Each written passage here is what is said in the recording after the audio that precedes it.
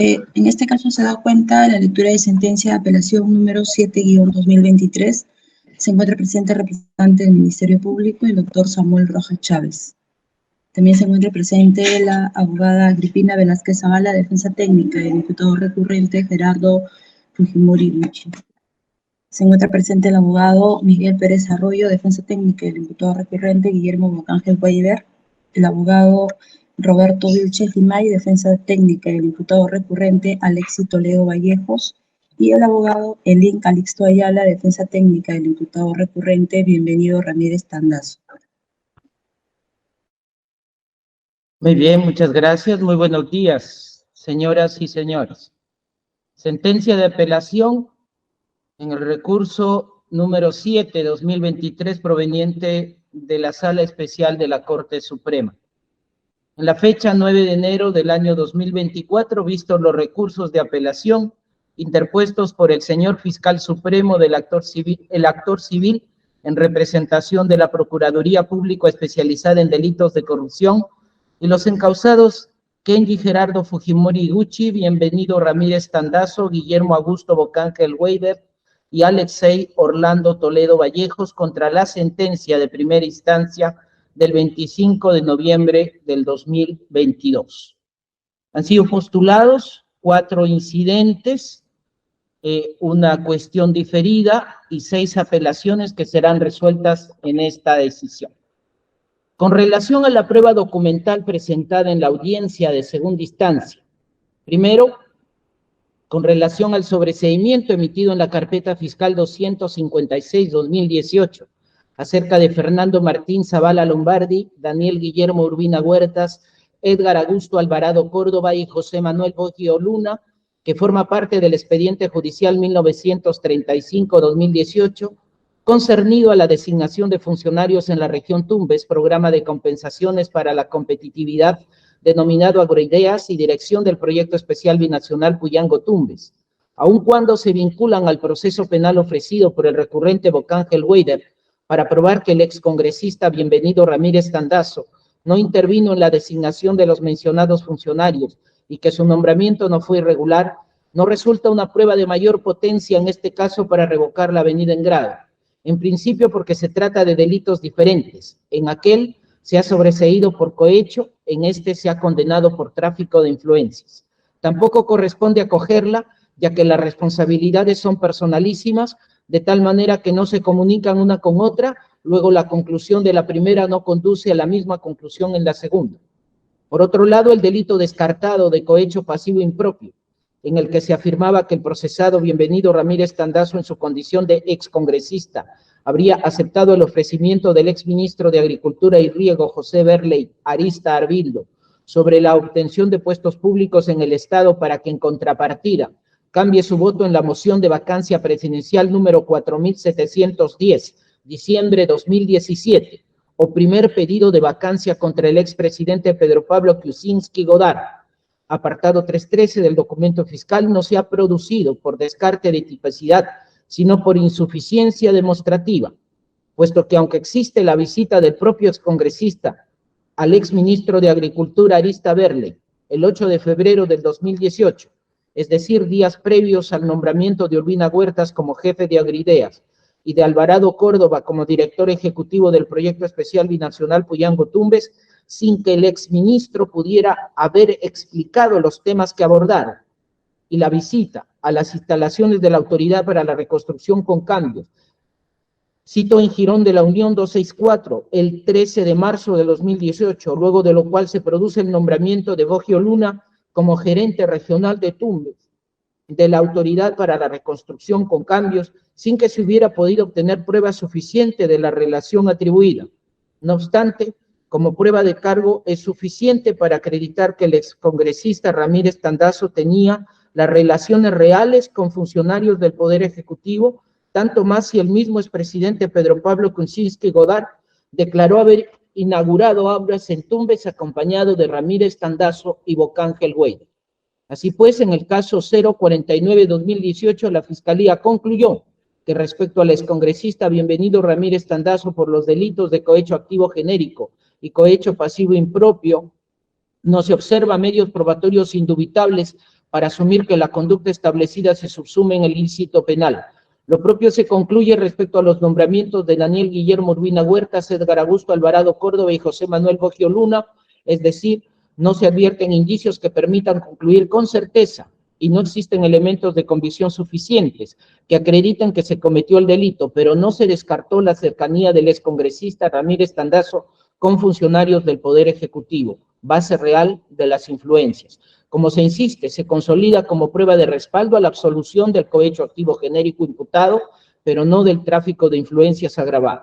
Asimismo, en el caso de Jorge Eduardo Morelli Salgado, pese a estar incurso en el delito de tráfico de influencias, puesto que habría mostrado en la mentada reunión del 20 de marzo del 2018 a los excongresistas Mamani, Ticlia y Figueroa, a los excongresistas Mamani, Ticlia y Figueroa, una fotografía con el excongresista Ramírez Tandazo en la inauguración de un canal de Zarumilla junto a ministros y autoridades del Poder Ejecutivo.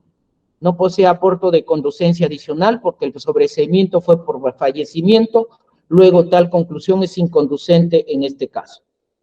Del mismo modo, la defensa del recurrente Bocángel Weider presenta la sentencia del expediente 2010-2020 habeas corpus Tribunal Constitucional y los autos concernientes a la ejecución directa e inmediata de la sentencia constitucional con respecto al indulto del expresidente Alberto Fujimori del 17 de marzo del 2022, del 21 de noviembre del 2023 y del 4 de diciembre del 2023, con el propósito de demostrar que el indulto conferido al mencionado sentenciado por el expresidente Pedro Pablo Kuczynski Godard obedeció a sus atribuciones constitucionales. Sin embargo, el indulto al expresidente Fujimori como justificación del cabildeo, como supuesto motivo criminal, es una explicación indiferente en esta incriminación, más allá de pretender satisfacer las conjeturas de exhaustividad, que llegan incluso a demostrar las motivaciones psicológicas de determinación criminal, puesto que según la Fiscalía en ello se vislumbra el móvil del crimen cometido. Así pues, las razones que llevan al movimiento corpóreo de la mente criminal según la visión hegeliana son irrelevantes en la probática procesal, pues lo que debe acreditarse es la acción criminal y su reprochabilidad. Luego, en este caso, resulta incluso indiferente, pues el expresidente Pedro Pablo Kuczynski Godard no está comprendido en este proceso. Luego, que el indulto sea o no declarado válido o legítimo, para nada cambia lo que en este asunto se concluya, ni contribuye a la condena o absolución de los procesados o a su condena civil. Tanto más si el objeto del movimiento criminal en este proceso judicial fue la segunda posible vacancia del expresidente Pedro Pablo Kuczynski Godard y la obtención de votos en contra, y no el contexto político del primer intento de vacancia presidencial de Pedro Pablo Kuczynski Godard de diciembre del 2017, no siendo los hechos juzgados en el presente proceso. Es más, el expresidente Pedro Pablo Kuczynski Godard no está procesado por los hechos que aquí se juzgan como se insiste. En consecuencia, los procesos judiciales y los documentales presentados sobre el indulto al expresidente Alberto Fujimori no son de recibo y a lo sumo deben considerarse como un alegato. Con relación a la prueba documental admitida en sede de apelación y la solicitud de exclusión del proceso penal, con el propósito de impedir una decisión penal, el recurrente Guillermo Augusto Bocángel Weider ofreció la prueba documental consistente en la sentencia constitucional de primera instancia expedida con ocasión de su demanda de nulidad del acuerdo y ulterior decisión parlamentaria de desaforarlo y suspenderlo en sus funciones congresales, acaecida en la sesión del Congreso de la República del 7 de junio del 2018. Como consecuencia de ello, sostiene que de ser inválido el desafuero, el proceso judicial subsecuente, habilitado por dicha decisión inconstitucional, no podría prosperar, por lo que pide su exclusión del proceso penal. Luego, debate del juicio de segunda instancia, tanto el oferente como sus copartes procesales, así como sus contrapartes judiciales, expresaron sus interpretaciones que no resultan conciliables. Así que en virtud de la sana crítica se desprenden las siguientes conclusiones epistémicas de lo pedido.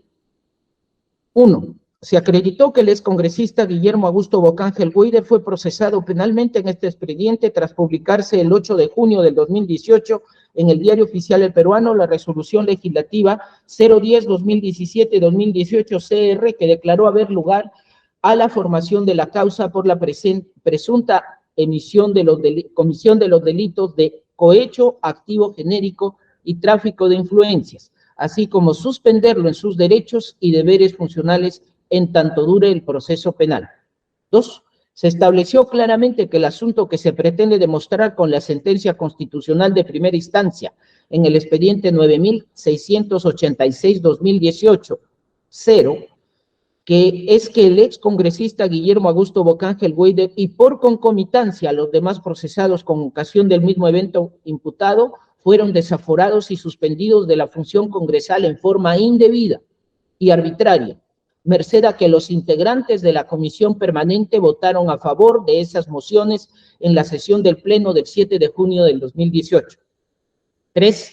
La decisión constitucional que nos ofrece como prueba no es firme, ni al día de hoy de ejecución inmediata, según la regla procesal fijada en el artículo 26 del Código Procesal Constitucional, al estar el asunto pendiente de resolver.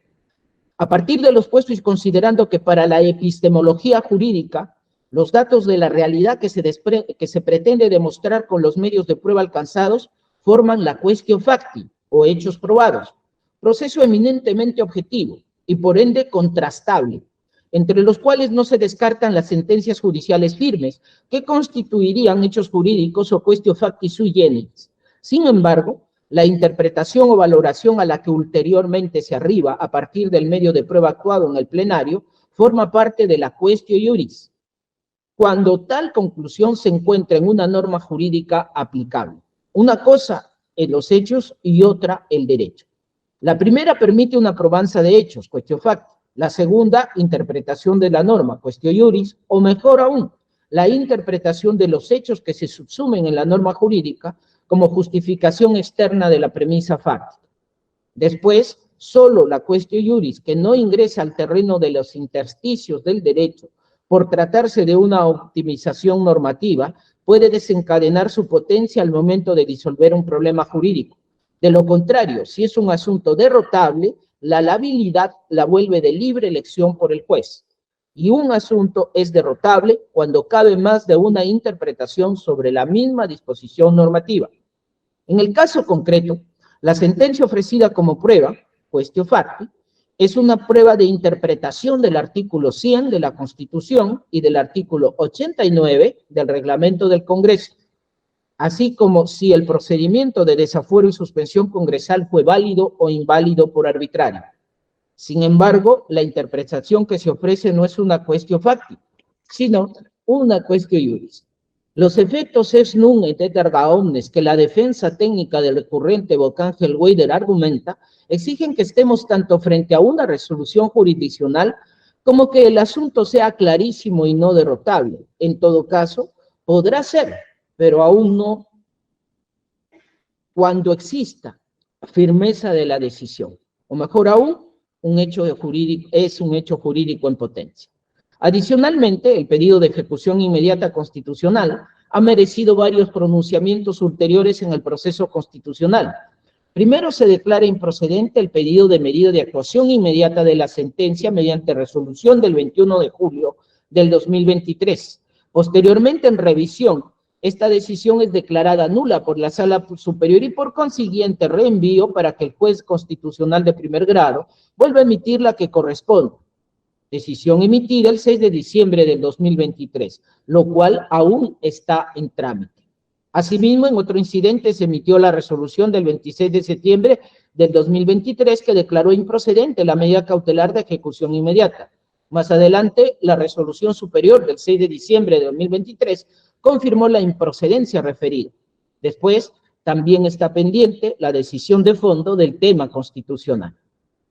En lo que respecta a este proceso penal, las resoluciones legislativas 9-2017 CR, 10-2017 CR, 11-2017 CR están vigentes y todavía su imperio irradia, en tanto no sean anuladas definitivamente. Con mayor razón, si la misma sentencia constitucional ofrecida señala que el propio Bocángel Weider, en su escrito aclaratorio del 21 de septiembre de 2022, se desistió de sus pretensiones subordinadas a la nulidad declarada, de reposición del cargo ser el caso, se realice una nueva votación en la que solo se vote la formación de causa por la presunta comisión de los delitos de cohecho activo genérico y tráfico de influencias. Luego, el recurrente fue consciente de que los efectos de nulidad requerían ser expresados. En consecuencia, la solicitud de exclusión de acción penal y el archivo definitivo requerido por el procesado Guillermo Augusto Bocángel Gueider no puede prosperar, por cuanto no existe decisión final firme respecto al asunto constitucional de nulidad del desafuero y suspensión. Del delito de tráfico de influencias. Nótese que se trata de un delito de mera actividad.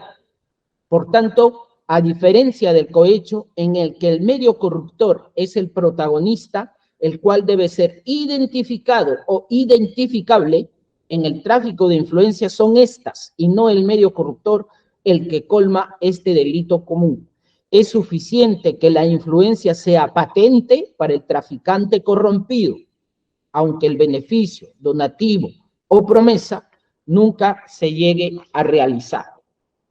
Entonces, así, como el caso judicial ha de ser entendido en sentido amplio, abarcando los procesos de justicia ordinaria ante jueces penales, civiles, laborales, constitucionales, contencioso-administrativos y otros, justicia constitucional que en su mayoría inician en el Poder Judicial y culminan en el Tribunal Constitucional, justicia comunal ante las comunidades campesinas nativas y originarias, justicia militar policial ante el fuero militar policial y justicia electoral ante los jurados especiales electorales y el Jurado Nacional de Elecciones. Similar situación acontece cuando se alude al caso administrativo, el cual no se refiere única o exclusivamente a los procedimientos sancionadores o disciplinarios, sino que incluye a todo el espectro de producción del quehacer administrativo.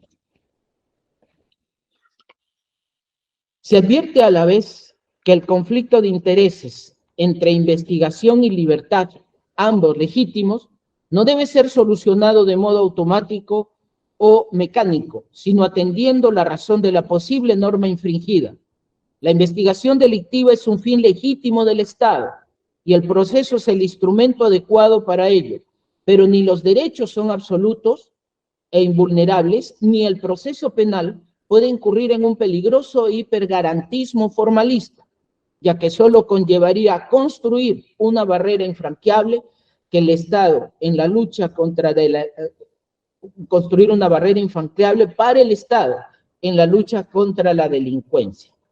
Como se sabe, se registraron varios eventos en videos y audios, pero esas grabaciones y sus correspondientes transcripciones vienen escoltadas por la convergencia corroborativa de todos los testigos presenciales, quienes coincidieron en fechas, detalles, intervenciones, participantes incluso en los detalles de las influencias invocadas, como de sus correlatos con reuniones con diversos funcionarios públicos, hasta con el propio expresidente Kuczynski Godard. Asimismo, la fuente digital original, es decir, el reloj grabador marca Zoom, fue entregado luego de 22 días, se recuperó diverso material videográfico y sobre ello los peritos oficiales Luis Tito Loyola Mantilla y Milton Danilo Hinojosa Delgado, encargados de examinar la fuente electrónica digital primaria, es decir, el reloj, concluyeron categóricamente, tras un análisis comparativo de las grabaciones de fuente terminal con las grabaciones del reloj, que si bien fueron renombrados, no se detectaron signos de edición o manipulación en el contenido de los archivos de audios de la muestra y que su renombramiento no afectó el contenido. Así pues, queda descartado que nos encontremos ante lo que la doctrina especializada denomina el fenómeno de la labilidad de la prueba, es decir, una prueba débil cuya capacidad de generar una conclusión categórica se encuentra precipitada a su mínima expresión.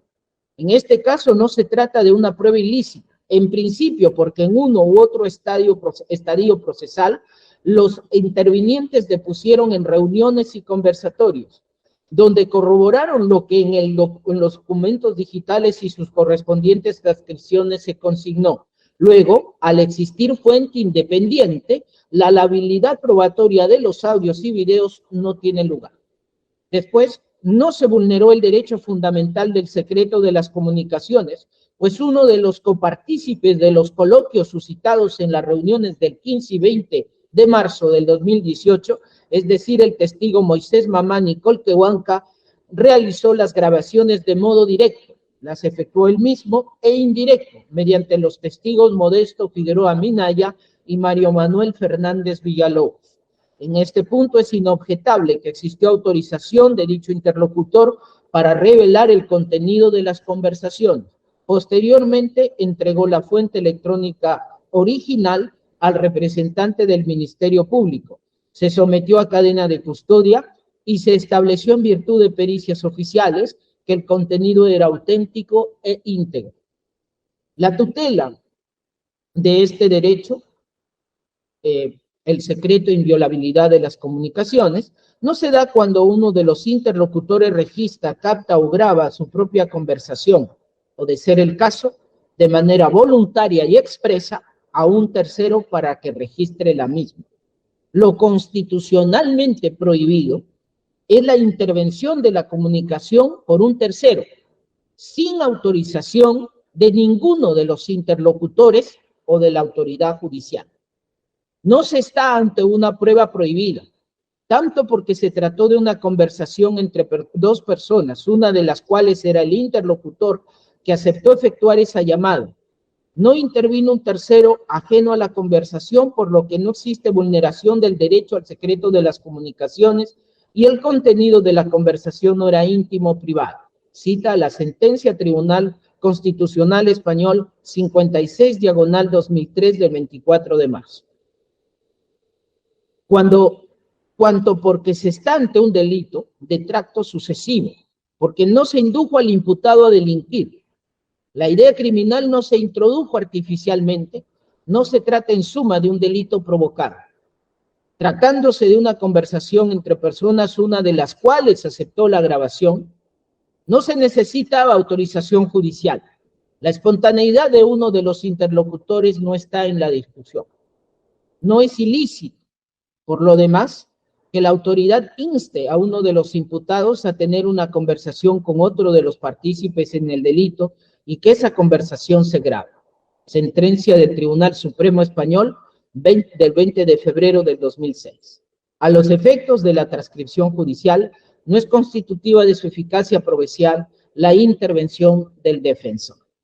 Se enfatiza entonces que la comunicación telefónica entre los interlocutores y su contenido formal forman parte del mismo derecho al secreto de las comunicaciones, de modo que cualquiera de ellos puede grabar la conversación mediante un aparato telefónico, incluso entre ambos no hay expectativa de privacidad, salvo que se trate de otros secretos protegidos constitucional o legalmente, como la vida privada, la reserva profesional, la confidencialidad pactada o los secretos de Estado.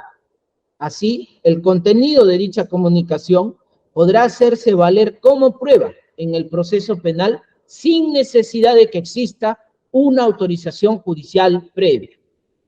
Según se indicó en otra oportunidad por esta misma Corte Suprema, es necesario identificar el derecho presuntamente vulnerado con las grabaciones de audio y video realizadas, en particular las del 15 y 20 de marzo del 2018, la primera realizada por el testigo Moisés Mamani Colquehuanca y la segunda efectuada por los testigos Modesto Figueroa Minaya y Mario Manuel Fernández Villalobos, sin saber lo que hacían. Ahora bien, partiendo de la premisa que las grabaciones realizadas solo pueden ser excluidas del acervo probatorio e inutilizadas en el proceso penal, si ninguno de los interlocutores hubiera admitido el registro de audio y video, salvo autorización judicial, el derecho en juego no es la privacidad ni el secreto de las comunicaciones, sino la voz y la imagen. No es lo primero porque uno de los partícipes del diálogo fue quien grabó y hizo grabar lo sucedido. Además, se entregó el material digital a la Fiscalía competente. Y por último, tanto él como los otros participantes de las reuniones testificaron corroborando lo acaecido. En cuanto al derecho a la imagen o a la voz, no requiere autorización previa para ser usado si el personaje es público, como en este caso. Sin embargo, si de su uso se causa perjuicio, tiene derecho a la indemnización tanto de quien graba la imagen y la voz, cuanto de quien usa dicha grabación para causar algún perjuicio a sus titulares. En este caso, si las personas grabadas consideran que se afectó su imagen con la grabación o exposición pública, esta no es la vía ni el proceso para reclamar. Y en lo concerniente al uso procesal de tales imágenes y voces sin consentimiento, debido al tratamiento público e mediático subsecuente, les corresponde, como lo señaló Alexei Orlando Toledo Vallejos, una compensación magnificadora proporcional deducible en la condena civil que corresponde. En consecuencia, la prueba es constitucional y posee validez legal, por tanto, mantiene su plena potencia incriminadora. A los efectos de la configuración del tráfico de influencias, en su condición de delito de mera actividad, solo incumbe establecer si el influjo desplegado es real o simulado, no si el agente delictivo cumplió efectivamente lo prometido. Esto último es un elemento adicional que abona a la ejecución criminal. Es importante apuntar a tenor de la prueba personal documentada, deposiciones fiscales y documental, audios y videos, que el testigo Moisés Mamani Colquehuán, entre otros aspectos, se le indicó que tendría una reunión con el expresidente Pedro Pablo Kuczynski Godard y el exministro Bruno Yufra Monteverde, con el propósito de que cerciore la seriedad de la propuesta ilícita realizada, es decir, orientar su voto congresal a impedir la vacancia presidencial, haciéndole ver que poseían influencias reales con el Poder Ejecutivo para viabilizar obras y proyectos requiriéndole los códigos respectivos. Así, el primero visitó el domicilio del testigo Kuczynski Godard, es decir, el lugar más íntimo y privado del jefe de Estado. También se reunió con el testigo Yufra Monteverde en la oficina de este último. Con el primer testigo no fue un encuentro protocolar en su despacho, el cual podría tener cualquier otro alto funcionario gubernamental. Es más, se produjeron viajes con el testigo Pedro Pablo Kuczynski Godard a la región Tumbes a efecto de inaugurar obras.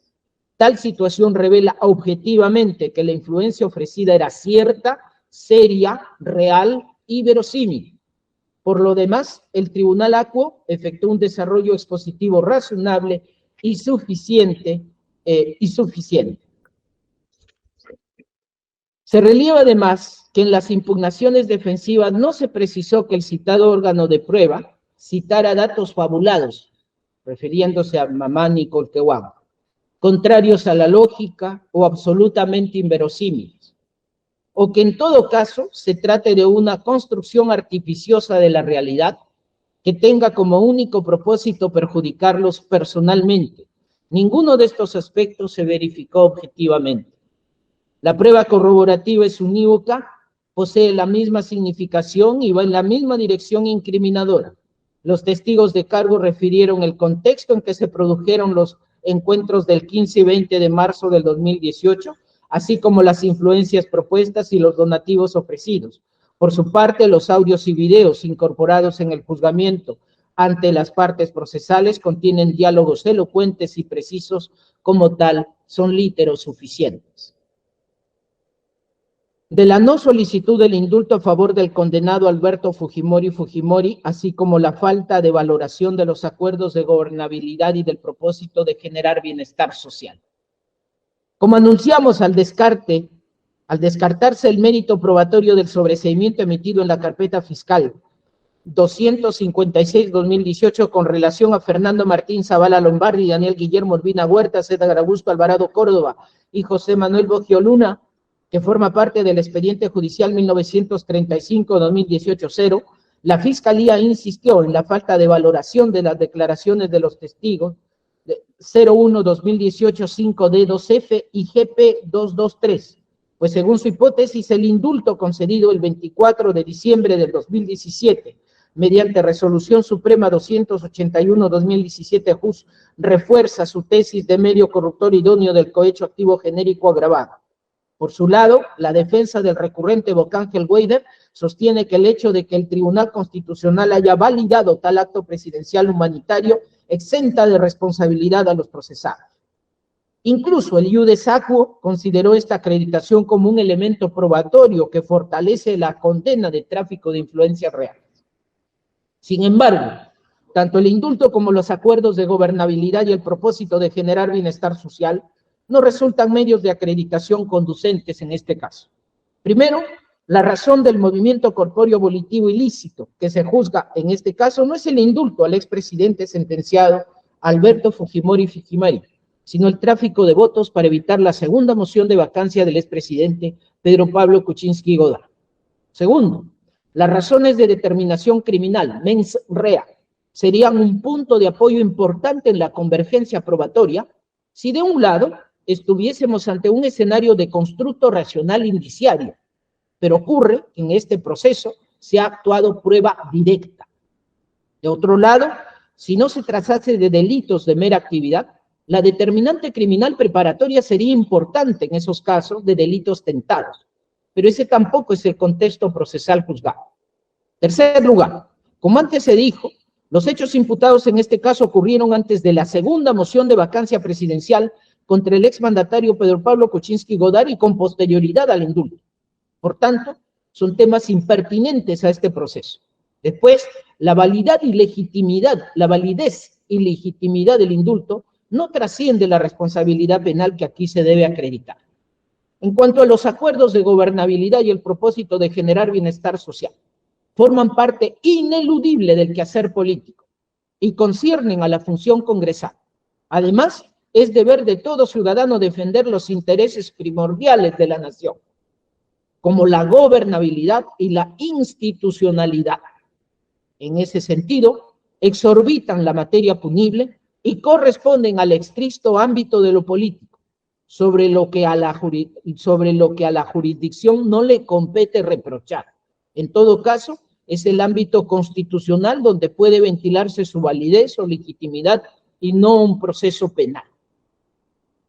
Acerca de lo acontecido forma parte de una práctica políticamente aceptada denominada cabildeo.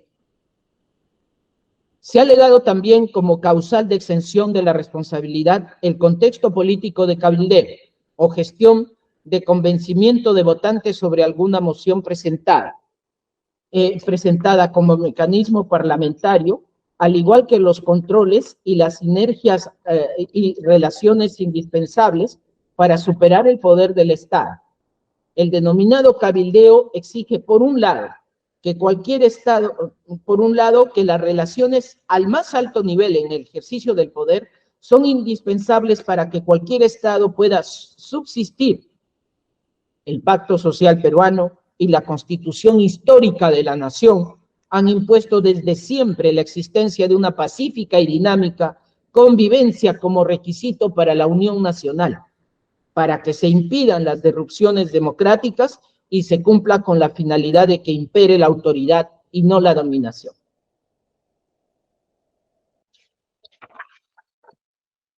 De otro lado, no puede ignorarse que el poder puede ejercitarse con abuso, no como relación y por tanto corromperse, incluso absolutamente. Fundamentalmente porque siendo la naturaleza humana como es, no cabe esperar que el detentor o los detentadores del poder sean capaces por autolimitación voluntaria de liberar a los destinatarios del poder y asimismo del trágico abuso del poder. Por ello mismo son indispensables instituciones creadas ordenadamente e incorporadas conscientemente en el proceso del poder. Cita literal al maestro Karl Lovenstein.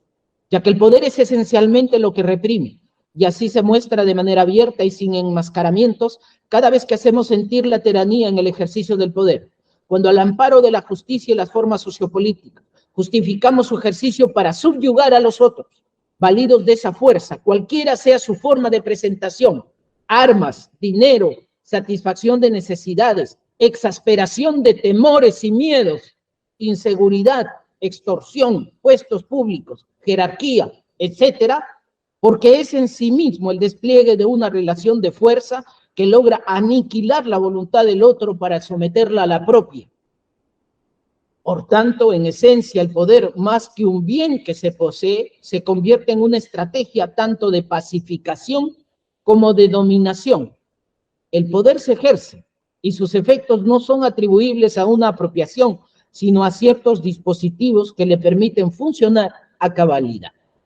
En ese orden de ideas siempre ha sido pacífico para la doctrina constitucional admitir que los órganos supremos que detentan el poder no solo deben contar con la suficiente independencia como para alcanzar sus propios objetivos constitucionales, sino que requieren la existencia de mecanismos reales de comunicación en un constitucionalismo dialógico. Cita literal a Roberto Gargarella. Sea que lo entendamos como estrategia de dominación o bien como ineludible instrumento de pacificación, deben ser tales que permitan que el Ejecutivo y el Legislativo, en especial, aunque no únicamente, alcancen la sinergia suficiente para evitar, de un lado, que el uso excesivo de los frenos y contrapesos termine debilitando al Estado y, como consecuencia, la anomía y la incivilización impongan su distópico régimen, sino que también, de otro lado, la ausencia de tales mecanismos de dinamismo y sinergia conviertan la débil democracia peruana en un pretexto para la falta de respeto a la autoridad, la desinstitucionalización, la contradicción, la barbarie y la anarquía. Casi 4 décadas de corrupción al más alto nivel de la política nacional nos obliga a reconocer que se requieren radicales y urgentes mecanismos de correlación, diálogo político y sinergias entre los órganos supremos que dirigen el país. Es una ineludible tarea legislativa pendiente, donde el legislador, Congreso de la República, ejecutor, presidencia y ministros, y resolutor de conflictos, Poder Judicial, tengan en principio la misma idéntica potencia y autonomía para lograr que los excesos del poder, y más aún los excesos del poder corrompido, impongan su voluntad convirtiéndose en un efectivo freno y contrapeso del poder, especialmente del ejercicio abusivo de ese poder, sino que para la aprobación de las decisiones políticas que nos comprometen a todos, respetando cada uno el rol constitucional que se le ha asignado, sea capaz de relacionarse de modo transparente y público con los otros, merced a los mecanismos suficientes como para dialogar, para el honorable intercambio de ideas y el limpio convencimiento sobre la valencia argumentativa e importancia de un tema, de un pedido o de un proyecto. Incluso hasta la modificación de su inicial convicción o criterio, sin que esa dinámica relacional tenga un interés subalterno, subrepticio, y sin poner los intereses personales antes que los intereses de la patria. Bien entendido este juego político de convencer, en particular al colega, de las bondades de una moción, cualquiera esta sea, debe ser el vaso comunicante de la democracia dignificante y de alto nivel, realpolitik, a lo que cualquier Estado constitucional de derecho y con mayor urgencia el sistema normativo fundamental peruano debe aspirar, cuando el bien de toda la nación esté en medio de una decisión importante. Este proceder, cabildeo si se prefiere, no puede ser ignorado por la justicia, sin embargo, no puede tener sino contornos de moral y ética, donde cada actor se mueva con decencia política, con la suprema dignidad de la persona humana y con el civismo honesto, de tal forma que sea la fuerza de las razones las que imperen y no las razones de la fuerza, que corrompe, las que dominan. En suma, lo que está vedado es la obtención de privilegios de particulares o personales, lo que está vedado es la obtención de privilegios particulares o personales, incluso bajo la apariencia política, con este menosprecio del interés público general. Así pues, reconociendo el cabildeo como un hecho político innegable, tras la verificación de los hechos probados en este proceso penal, consideramos que lo ocurrido en este caso concreto dista en mucho de ser reconocido como la práctica legítima congresal, y menos lo acontecido puede concernir en estricto al ámbito político, que pueda ser exorbitado dentro del espectro de la imputación objetiva o ser considerado como una causa de extinción de la responsabilidad penal, razón por la cual se activa el ius puniendi para reprimir los delitos, porque se incursiona en los confines que exige la sanción por la responsabilidad penal. En ese sentido, del análisis de lo acontecido se aprecia que, en primer orden, Si bien se hizo de modo oculto, indecente y subrepticio, usando un reloj grabador, por un excongresista de la República quien graba a sus colegas en una conversación con la finalidad de tener pruebas de los negociados de votos para evitar la vacancia presidencial, no es menos cierto que la grabación se hizo porque se conocía previamente las ilegítimas propuestas de tráfico de votos a cambio de relaciones con el Poder Ejecutivo para obtener beneficios personales y réditos electorales, poniendo por encima de todo intereses personales y dejando de lado los intereses generales de toda la patria.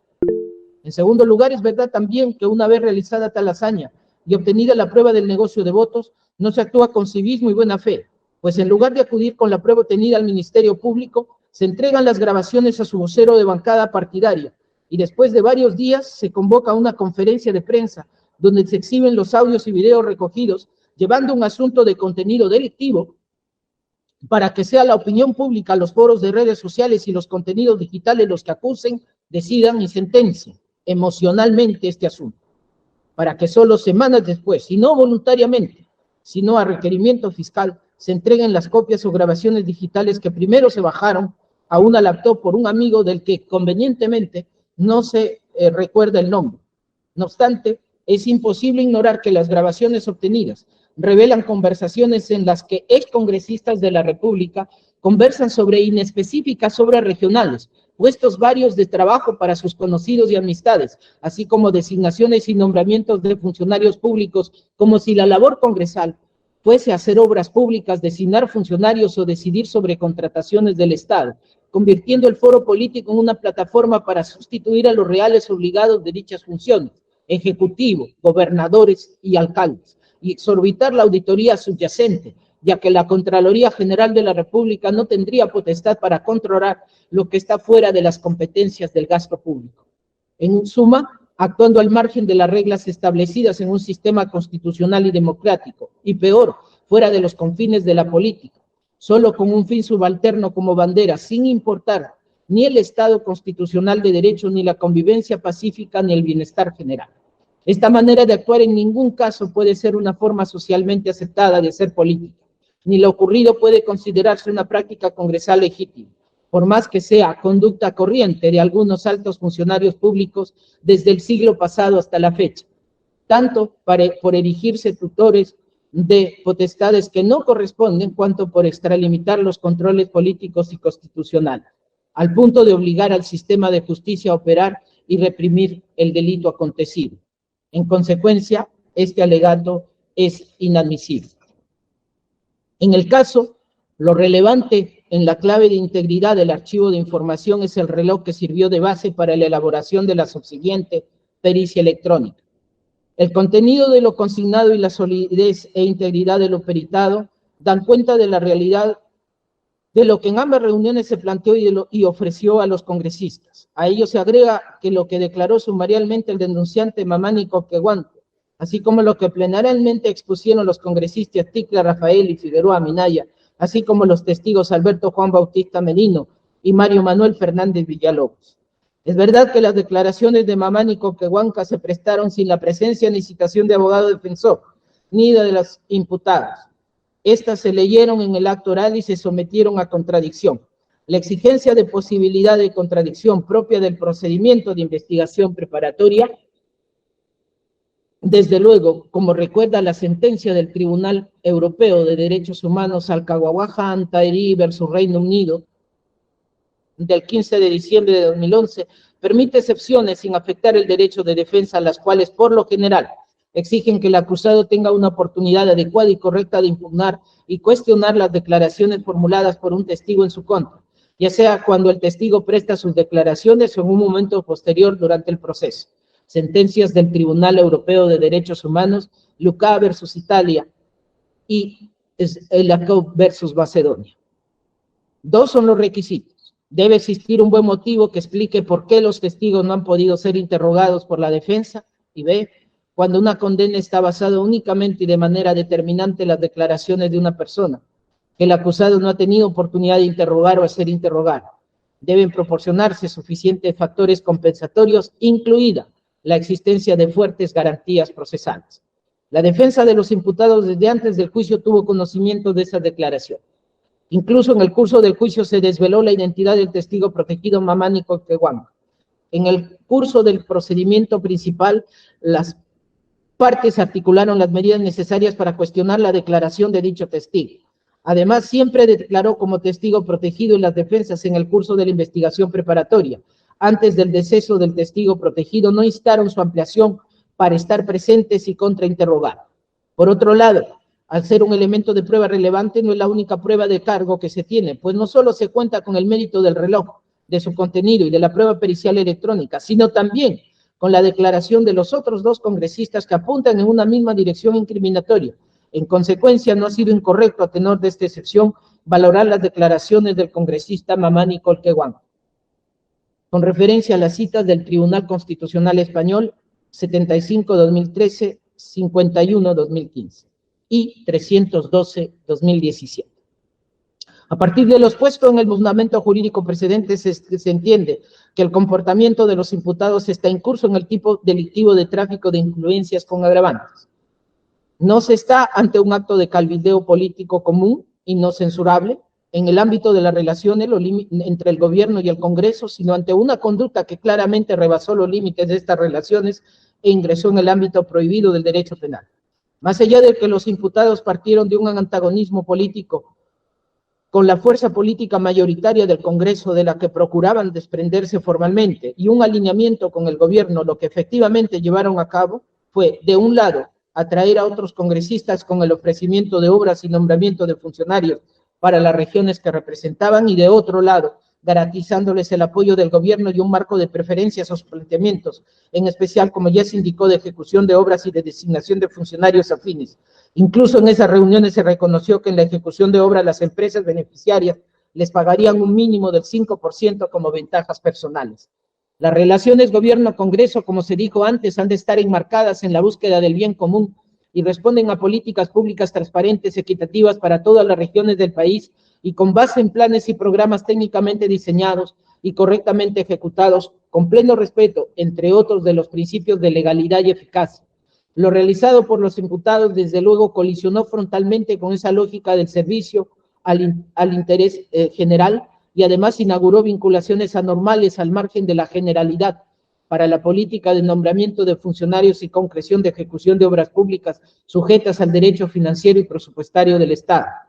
Lo declarado, probado, no se trata desde luego de meros injustos administrativos o de infracciones a la ética parlamentaria o del funcionario público, sino de la comisión del delito de tráfico de influencias.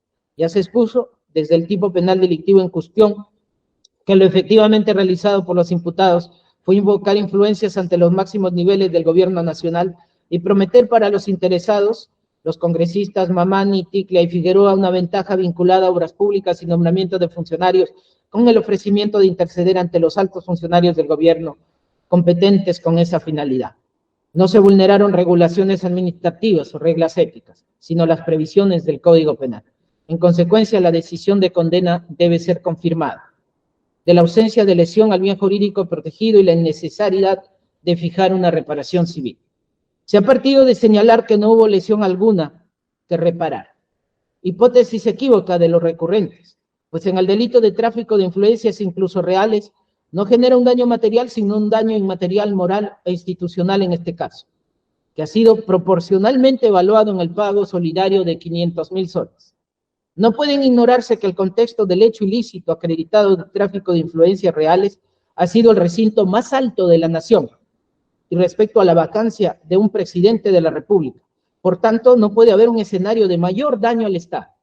Si bien, como ha sostenido la Procuraduría Pública, y tiene razón en ello, no existe modo de valorar el perjuicio causado, lo que nos conduce a una mensura discrecional, las razones invocadas en la sentencia recurrida, aunque lacónicas, son suficientes, pues en efecto el daño institucional ha sido grave y la suma fijada no ha encontrado razones mejores que permitan su precipitación.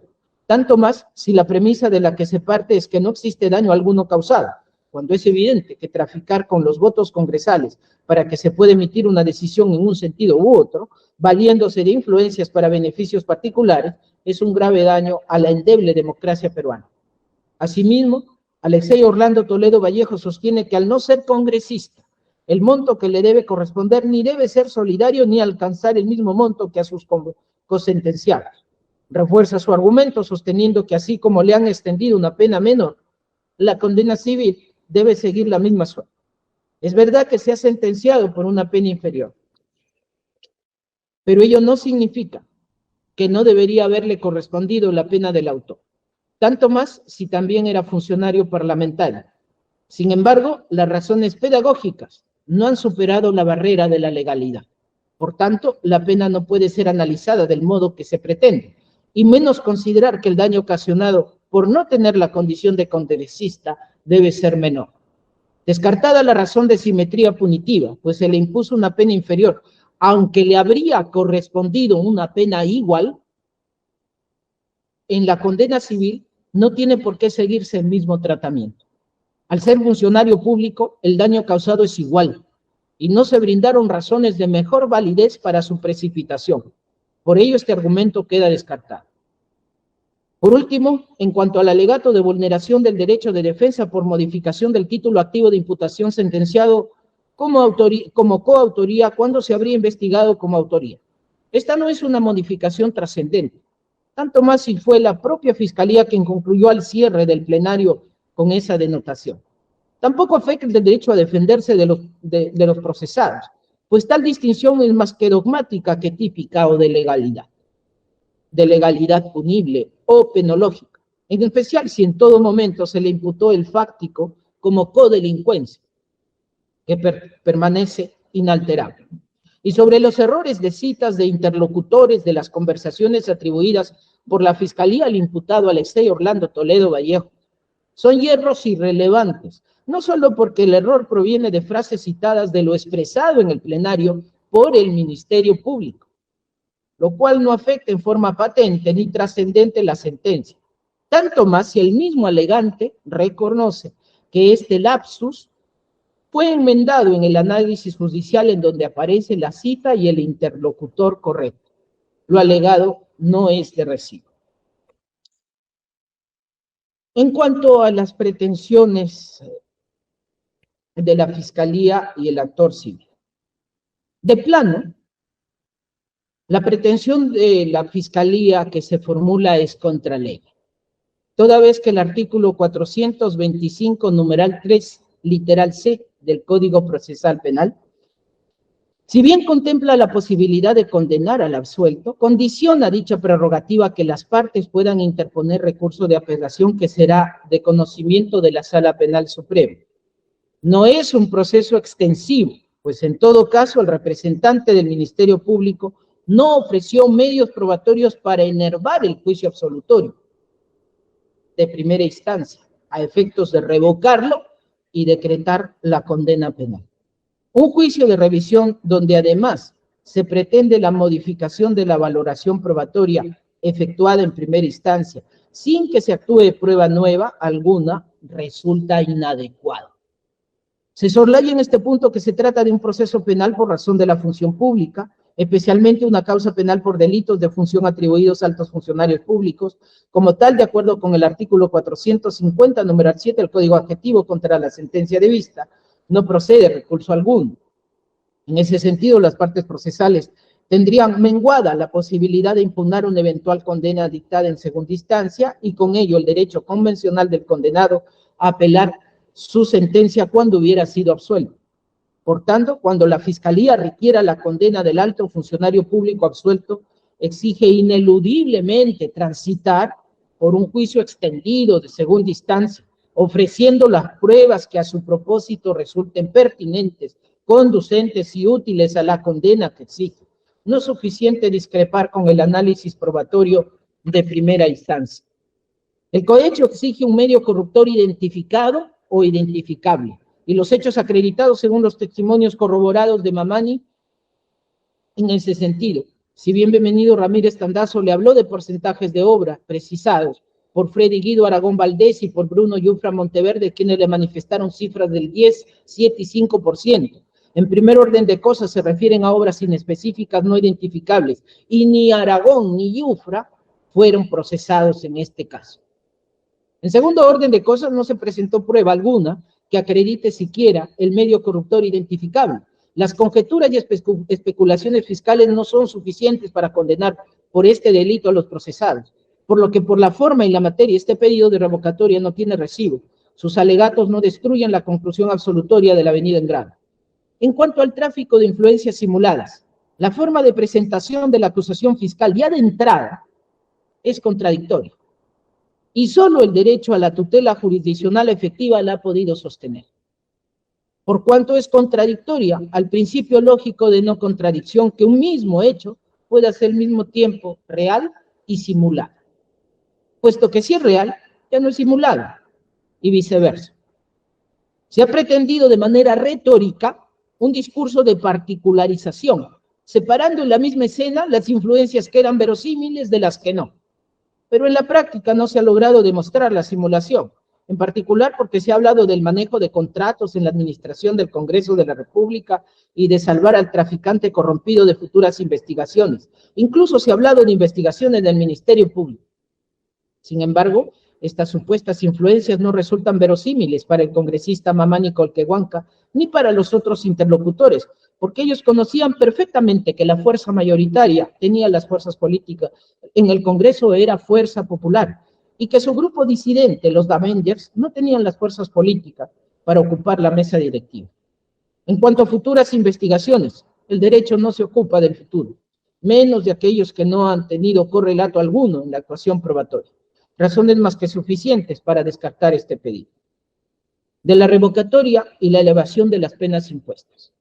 El legislador estableció que las circunstancias agravantes genéricas pueden ser aplicables solo a tipos básicos, no a las figuras agravadas, en cuya formación ya poseen elementos alineados con el incremento de lesividad.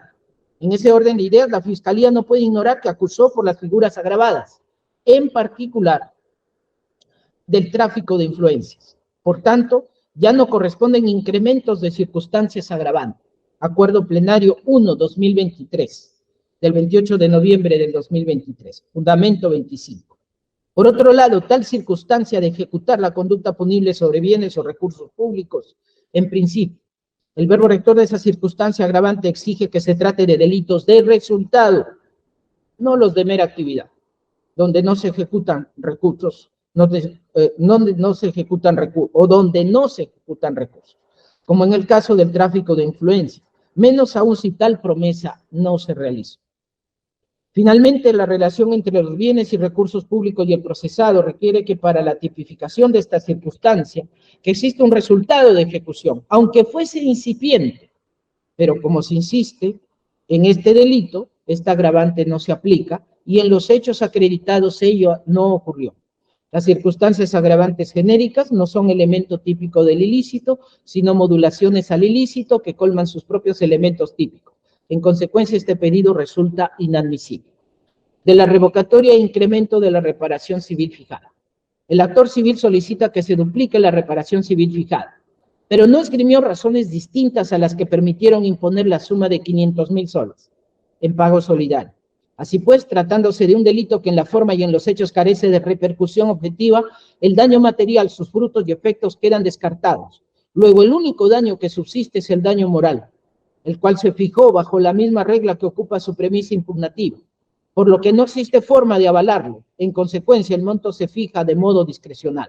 Si esto es así y el recurrente no brindó mayores argumentos de lo contrario, el monto no tiene forma de incrementarse, tanto más si en este proceso se usó de modo mediático la voz y la imagen de los procesados, sin su autorización, y ya que si bien hay una corresponsabilidad, puesto que ello no hubiera pasado si en principio no se hubiera determinado tal compensación proporcional, del modo en que se hizo, en este caso en lo referido al uso público a partir de su investigación fiscal, queda saldada con el hecho de no incrementar más la suma fijada. Por tanto, este pedido queda descartado. De la revocatoria de la forma de ejecución de la pena. Durante el procedimiento de apelación se expidió el decreto legislativo 1585 del 21 de noviembre del 2023, cuya aplicación rige desde el día siguiente de su publicación según el artículo 109 de la Constitución Política del Perú. Dicha norma legal establece mecanismos para el deshacinamiento de los establecimientos penitenciarios y tiene como ratio juris que el Tribunal Constitucional, mediante la sentencia recaída en el expediente 5436-2014 habeas corpus Tribunal Constitucional, declara un estado de cosas inconstitucional respecto del permanente y crítico hacinamiento de los establecimientos penitenciarios y las severas deficiencias de su capacidad de albergue, calidad de infraestructura e instalaciones sanitarias de salud, de seguridad, entre otros servicios básicos a nivel nacional, exhortando dentro de su punto resolutivo 6 que el Ministerio de Justicia y Derechos Humanos evalúe ampliar y modificar o replantear sustancialmente las medidas que resulten necesarias e indispensables para superar progresivamente dicho estado de cosas inconstitucional. Tal norma modificó el artículo 57 del Código Penal, que ahora posee la siguiente redacción. El juez puede suspender la ejecución de la pena siempre que se reúnan los requisitos siguientes. 1, que la condena se refiera a una pena privativa de libertad no mayor de 5 años, entre otros. Considerando el principio lógico maius ad minorem, quien puede lo más también puede lo menos, el pedido de revocatoria total por absolución de los sentenciados Kenji Gerardo Fujimori Iguchi, Bienvenido Ramírez Tandazo y Guillermo Augusto Bocángel Weider incluye la revocatoria parcial de la pena. Así pues, corresponde examinar la ejecución de la pena por estricta aplicación del principio de retroactividad benigna previsto en el artículo 103 de la Constitución Política del Perú y el Decreto Legislativo 1585. De conformidad con dicha norma fundamental, la ley desde su entrada en vigencia se aplica a las consecuencias y las relaciones y situaciones jurídicas existentes y no tiene fuerza ni efecto retroactivo, salvo en ambos supuestos en materia penal, cuando favorece al reo. En ese orden de cosas, de lo actuado en el presente caso, la pena impuesta a los recurrentes, Kenji Gerardo Fujimori Iguchi, Bienvenido Ramírez Tandazo y Guillermo Augusto Bocángel Weider, de 4 años, 6 meses, ingresa al ámbito de aplicación del artículo 57, numeral 1 del Código Penal, modificado por el Decreto Legislativo 1585. Al respecto, debe señalarse de que, de conformidad con lo establecido en el requerimiento acusatorio y en la sentencia recurrida, los referidos recurrentes carecen de antecedentes penales. El comportamiento procesal de cada uno de ellos no ha sido fugarse de la persecución penal o pretender hacerlo, no han realizado actos dilatorios o obstruccionistas, no se estableció que posean comportamientos antisociales ni registran antecedentes de estilo.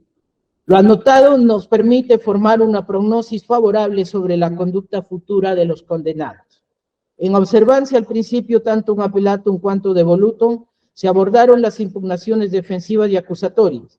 Las primeras fueron desestimadas, con excepción de la forma de ejecución de la pena, en virtud de los principios maius ad minorem y retroactividad benigna, por mandato constitucional, es aplicable a todo justiciable sin distinciones de ningún índole, pues conforme al artículo 57, numeral 1 del Código Penal. Se revoca el extremo que dispuso su efectividad y reformándolo se le aplica una sanción de naturaleza suspendida y se fijan reglas de conducta de cumplimiento obligatorio. Su desacato conllevará que se aplique el artículo 59 del Código Sustantivo. Las demás penas aplicadas no fueron cuestionadas. Por su parte, las segundas fueron denegadas por ausencia de logicidad y razonabilidad de los agravios, en referencia a las impugnaciones acusatorias. Finalmente, el artículo 504, numeral 2 del Código Procesal Penal establece que quien interpuso un recurso sin éxito deberá pagar las costas procesales, las cuales se imponen de oficio conforme al artículo 497, numeral 2 del citado código. Por ende, atañe al impugnante Alexei Orlando Toledo Vallejos asumir tal obligación procesal. La liquidación le corresponde a Secretaría de esta Sala Suprema, mientras que su ejecución le concierne al juez de investigación preparatoria competente.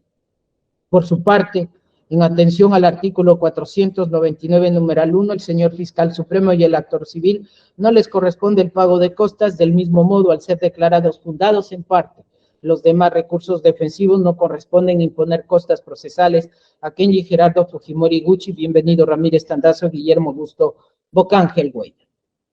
Por estos fundamentos, Los señores jueces integrantes de la Sala Penal Permanente de la Corte Suprema de Justicia de la República, por unanimidad, declararon infundada la solicitud de exclusión del proceso penal y archivo definitivo de la causa planteada por el procesado Guillermo Augusto Bocángel Weider. Declararon infundados los recursos de apelación interpuestos por el señor fiscal supremo, actor civil, y el encausado Alexei Orlando Toledo Vallejos. Declararon fundados en parte los recursos de apelación formulados por los procesados Kenji Gerardo Fujimori Gucci, Bienvenido Ramírez Tandazo y Guillermo Augusto Bocángel Weider. En consecuencia, confirmaron la sentencia de primera instancia del 25 de noviembre del 2022, emitida por la Sala Penal Especial de la Corte Suprema de Justicia de la República, en los siguientes extremos. Absolvió a Kenji Gerardo Fujimori Gucci, Bienvenido Ramírez Tandazo, Guillermo Augusto Bocángel Weider y Alexei Orlando Toledo Vallejos del requerimiento de acusación por el delito de cohecho activo genérico agravio del Estado. Absolvió a Kenji Gerardo Fujimori Gucci, Guillermo Augusto Bocángel Weider y Alexei Orlando Toledo Vallejos del requerimiento de acusación por el delito contra la administración pública, tráfico de influencias simuladas agravado en perjuicio del Estado.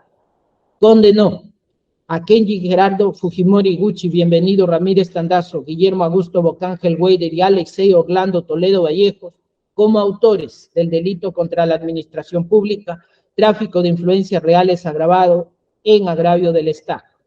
Impuso a Kenji Gerardo Fujimori Gucci, Bienvenido Ramírez Tandazo y Guillermo Augusto Bocángel Weider 4 años y 6 meses de privación de libertad, 18 meses de pena de inhabilitación y 400 días de pena de multa, y aplicó a Alexei Orlando Toledo Vallejos 4 años de privación de la libertad suspendida en su ejecución por el plazo de 3 años a condición del cumplimiento de reglas de conducta, 6 meses de pena de inhabilitación y 365 días de pena de multa.